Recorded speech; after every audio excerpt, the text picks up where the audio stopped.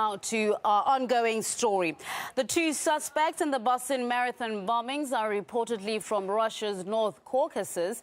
A massive police operation saw one of the men shot dead, while the other is still at large and is described as armed and dangerous. The manhunt started after the shooting death of a college police officer and a carjacking overnight. Now live to our correspondent Guyana Chichikan in Washington for the latest.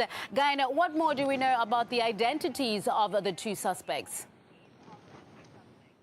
Well, Tabang, we have reports from Associated Press that the name of the suspect now at large is Dzhokhar Tsorayev. What we know at the moment is that he's 19 years old. The media here are saying that he is of Chechen background. We don't know if he's a Russian citizen at this point. He apparently attended a school in Russia's Republic of Dagestan. We reached out to that school and they told us that the young man spent there around a year and that the family arrived there from Kyrgyzstan in 2001, and they didn't actually remember the young man very well. It's all very sketchy at this point. We're going to get more details in the coming hours, of course, and maybe some of the reports that we share now will prove wrong. The suspect who was killed earlier tonight is reported to be his 20-year-old brother, Tamerlan Tsorayev. They were apparently permanent residents of the U.S., and judging by the photos that are emerging,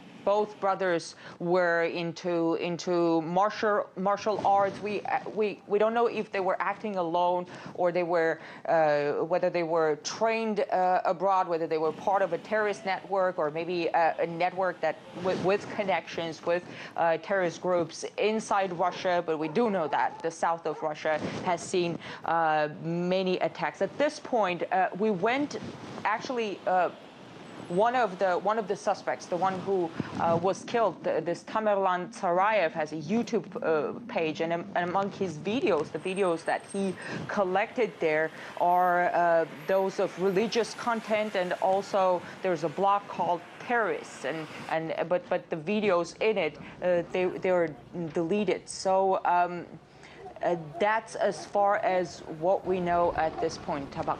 All right, Guyana, how is the manhunt progressing now that some of this new information has come out? We know that he's been on the run, the second suspect.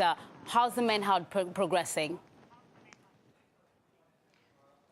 Tabang, apparently the suspect at large hasn't gone that far. One of the two suspects, again, I'm going to go back to the Tamerlan, to this 20-year-old suspect who was shot in the Boston area earlier. It is believed to be the one in the black hat.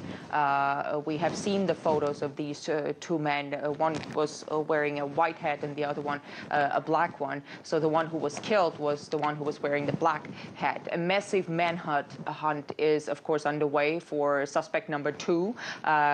It is important to mention that federal authorities do not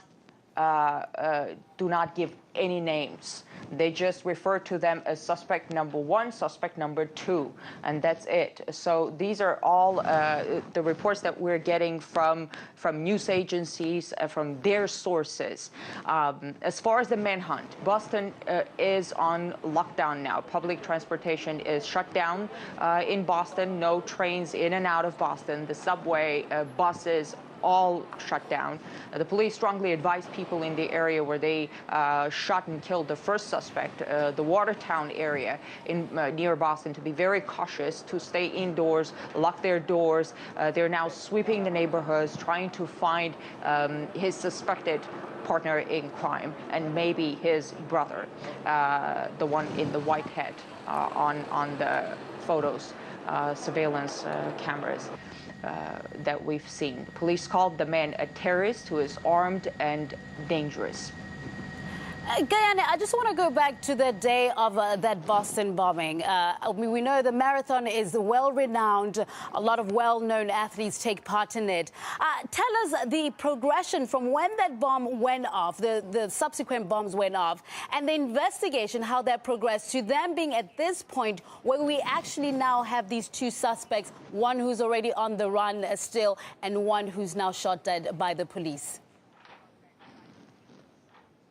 That's right, Tabang. The two bombs went off within seconds of each other Monday afternoon, right near the track where the marathon was taking place. And it's been a 5-day manhunt, and the remains of the bomb, this homemade bomb, were found, and it was placed inside a pressure cooker. So there was a pressure cooker bomb, but as we know, the pressure cooker bombs have been used in many terrorist attacks around the world. As far as, it was very symbolic. They kept playing the footage of the flags of the track where the bombs ripped through. And it was the way the flags, and there were 56 countries participating.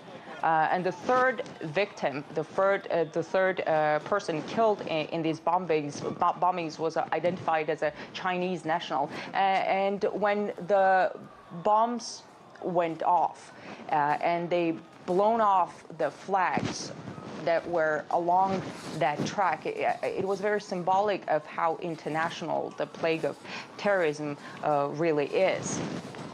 So it was not just targeting American citizens. It was there were, again, more than 56 countries participating in that marathon.